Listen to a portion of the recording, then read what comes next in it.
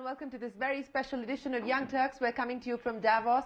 I'm Shereen Bhan, and I've got with me a very interesting set of Indian startup founders who are here to talk to me about the mood that they're picking up on in Davos, but more importantly, what business looks like back home and what the aspiration is for 2023 and beyond. Let me introduce my panelists to you. Right in front of me, Bhavin, Pandya, the co-founder and co-CEO of Games 24/7, Sowmya, Balendiran, the co-founder of C6 Energy, and of course Abhay Deshpande, the founder and CEO of Recykal. Thank you very much, gentlemen and Sowmya, for joining us. And of course, they've all been on Young Turks previously, so it's great to have you in a different setting here in Davos. Bhavin, let me start by asking you, what's the mood that you're picking up on here? Everyone's talking about how high inflation and high interest rates have made things much harder in terms of being able to access capital. And that is going to be a serious challenge going forward.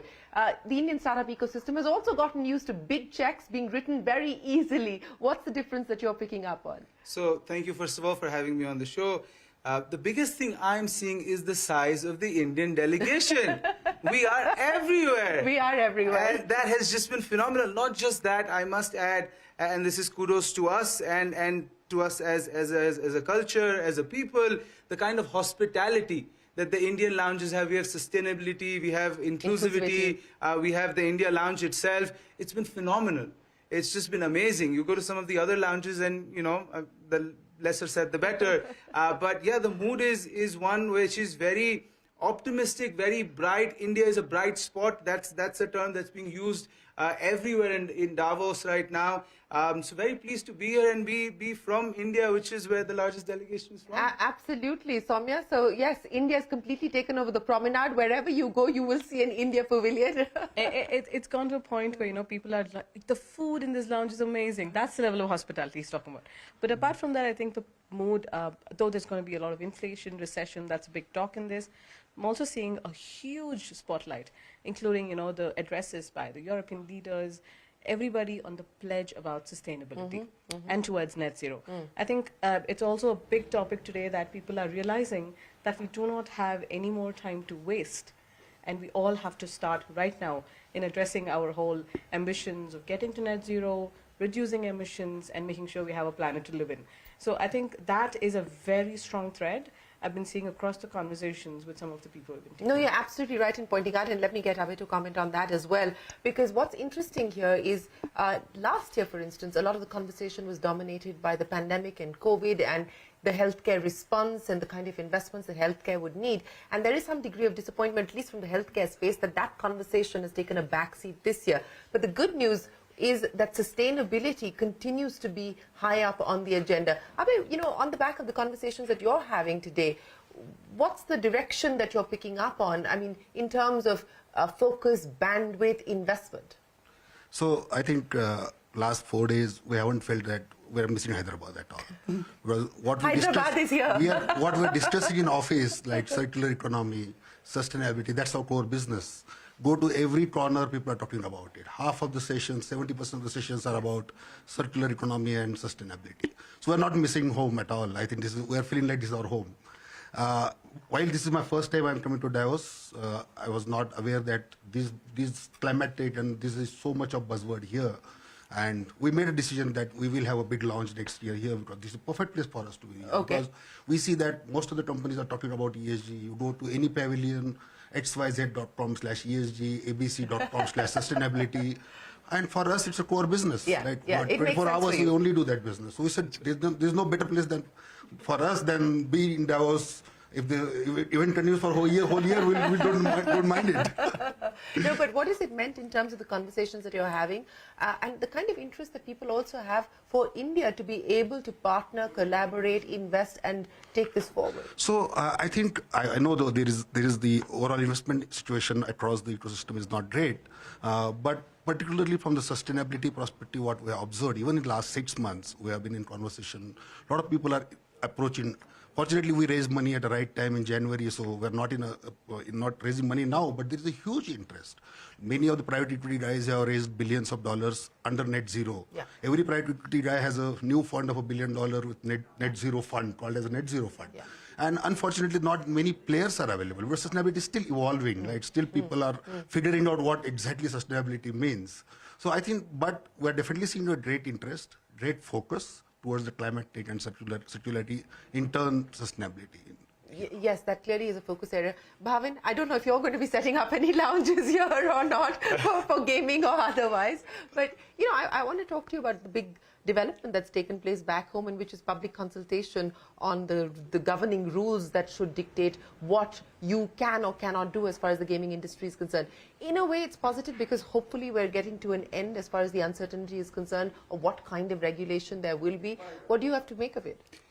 It's very, very good actually. It's very positive that this is happening, because what this does is, and like you rightly mentioned, it gives people clarity, right? And once you have clarity, you have certainty. Once you have certainty, you can pass that on to investors. So more investments will come into India. You'll have more entrepreneurs, right? Until now, the whole discussion was around games of skill, games of chance, but you won't have that discussion anymore, because with clarity on what can happen and what cannot happen, you'll have budding entrepreneurs coming up with different business models. And that's where I think in the next 5 to 10 years, we'll see a huge boon. And just to add to what our panelists here said, that I do feel that right now India is the place where everyone is looking at to invest, because just think about it. Strong and stable macroeconomic conditions, great political conditions. You're in a place where the government is really supporting the ease with which startups can come about to do business. Even in more traditional sectors like manufacturing, they have schemes that they're putting out, like PLIs, the production-led incentives that they're laying out. And they are demographic. It's just amazing. It's young. It's responding really well to this, right? And so I think they have overall, a mobile phone, and that's great news for you. That's right. And so overall, I think you know the news obviously is positive, but that's on the back of the government doing everything in various sectors. And for us in the gaming industry, this is immensely positive, because that clarity just opens up you know the doors for everyone to do what they want to. Well, not exactly whatever you want to, but there'll be guardrails now on what you can or cannot do. Yes. But Sowmya, I want to, you know, to Abhay's point, a lot of interest on the issue of sustainability. Now, link that back to what that means as far as your business plan is concerned. So I think when we talk about what C6 does, right, so we are actually one of the few companies globally focusing on seaweed cultivation at a very large scale. Ocean agriculture is what we call it. And now, you know, seaweed is a very, very well-known and well-understood word on how it can help in transitioning out of the fossil fuels. So there are products which we can make, like biostimulants, bioplastic replacements. Single-use plastics can be replaced, and that can be made from seaweeds, and bioenergy itself. And now we're no longer at a stage where these are all basic concepts. We've come to a point where many of them have been proven to a large extent. And now it's really about scaling it. And when we talk about scale, it's two things which comes to mind, right? One is, like what he was mentioning, it's about the regulations and the policies. So currently we operate in India and Indonesia. So India, our Prime Minister himself has mentioned seaweed could be a huge source of livelihood for many of the coastal communities. And we are one of the countries which have close to 7,200 kilometers of sea line. So using that to cultivate this and actually make ourselves energy independent could be a huge thing. So that is something that C6 is really passionate about. We also work with other island governments like Indonesia, Philippines, which is also possibilities of, you know, taking this and actually addressing the challenges of bioplastics and bioenergy. So that's what we're really focusing on. And the conversations about this has always been on how quickly can we scale? It's no longer a conversation about what are you guys trying to do? I haven't heard this word before, which used to be the context a few years back. But now it's all about, tell us how we can help you. And I think that's a fantastic move. It's not even that complicated, but when we started CNBC 23 years ago, that's exactly what we were asked as well. Like, what does it do? You know, so I get what you're saying, but nothing as close, as complex as what you're doing. But I mean, you know, to the point that was being made there by Sowmya, in terms of scale, and I think that's an opportunity as well as a challenge. And India is being able to, through some of the work that the startups are doing, demonstrate that you can provide solutions at scale. But for businesses like yours, like Sowmya's, that are working in the circular economy, that are working in spaces that don't necessarily have an ecosystem built around them within the country at this point in time, how challenging is it to scale? So the business which we are into is invest management, and as she said, people used to ask us what you do. 6 years back, we used to say we are a digital kabaddi wala, right? That was the only answer we could give. But those days, the circular economy, sustainability were not the buzzwords. It has been like last 2 years post-pandemic, it has really come in the stream. So in terms of our business currently, what we do, India is a big market, and I think it's an ocean. And what we have done till date, we almost channelize around 60,000 metric tons per month. 700,000 metric tons this year will be channelizing to a right destination, not going to a landfill or ocean particularly. So, and we are not even touching the surface yet. The scale is so much because India has 1.3 billion people. We generate so much of waste. It is so fragmented, cash-driven. More fragmented, more cash-driven is a bigger opportunity for us to formalize it. Even we feel that even if we do a couple of $1 billion of turnover, it will be just 2-3% of the Indian market. So the scale is definitely there. Thanks to the mobile adoption, like what Games 24/7 also got benefited. Also, we also got even the rack picker, which like at bottom of the pyramid. 55 to 60% rack pickers have smartphones. We have thousands of rack pickers using our app and selling the material and getting money through using Jio for 299 rupees per month. So I think that scale in this business and particularly from the waste management to the sustainability aspect, I think the corporates have moved towards it. Definitely people are looking towards it seriously. It was a board discussion till 1 year back, but now it has gone beyond the board. Definitely the metrics are tracked. We have been working with multiple corporates as a sustainability partners who help them in bringing circularity into their material flow. And we see a great scale. And India itself, I don't see now, we have to look at the world for scaling your business. India itself is a large opportunity in this space. Absolutely, it is a large opportunity. And speaking of scale and opportunity, I mean, you know, you've got like a huge addressable market and large parts of it continues to be untapped. Oh, absolutely. And you know, on a lighter note, I wanted to share that for a change, it feels good to be ahead on the whole gaming ecosystem, what it is, where it is, because there are other ecosystems that are developing, you know, slightly behind gaming. So I think to answer your question, you know, we, for the most part, as Games 24/7, we do Rummy Circle, we do My 11 Circle, we do U Games for the international markets.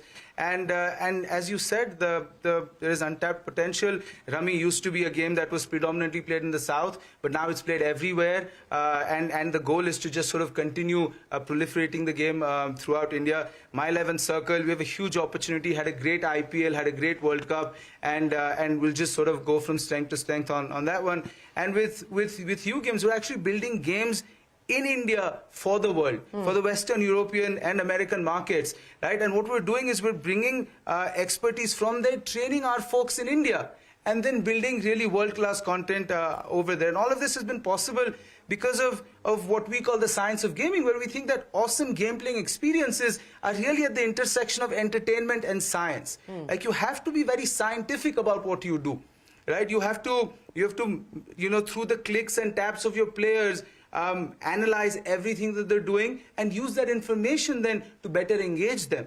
And that's something that we've done fairly well and continue to do. We've never prescribed to this philosophy of grow at any cost, that let's just grab market share, right? We've really focused on profitability. The new word now is sustainability, but we've been doing that for a very long time. Since actually 2011 we've been profitable. So for us, it's great to now see that there are a lot of things that we were doing, we're being vindicated on as the right things to do. And you know, the market, like you said, is very large, and we look forward to addressing that. Yes, and you're absolutely right. The focus now is squarely on getting to profitability. Yes. The question, though, is when and how, but that's a different story altogether. But, you know, I want to understand from you, what's the mix in terms of international and domestic for you at this point in time, and how do you see that evolving going forward? Oh, absolutely. So right now, we're serving only the Indian market because especially with fantasy sports and Rummy, which is Rummy Circle and My 11 Circle, only focused on the Indian markets.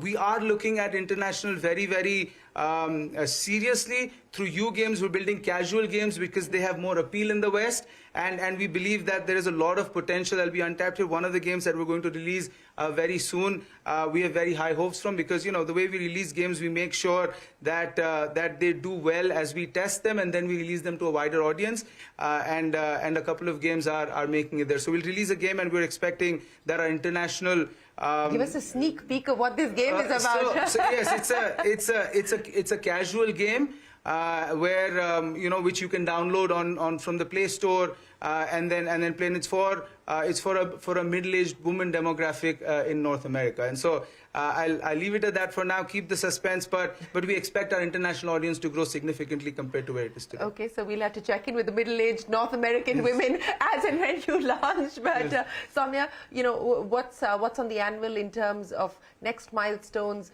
growth and growth plans for 2023? Yeah.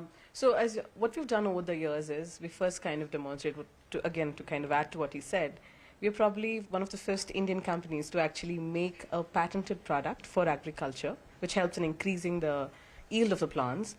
And we sell it in countries like US, Europe, and Japan. It used to always be reverse, right? We used to get products from outside countries, which needs here to be sold and help our farmers. But for the first time, I think we have an Indian company doing it, and we're selling in multiple countries already, this particular product. So patented in India for the world. Patented globally, produced and made from India. So that's the whole thing. And that's something that we're very proud of. In the next 18 to 24 months, I think we're squarely going to be focusing on biomaterials, which is basically replacements for plastic products.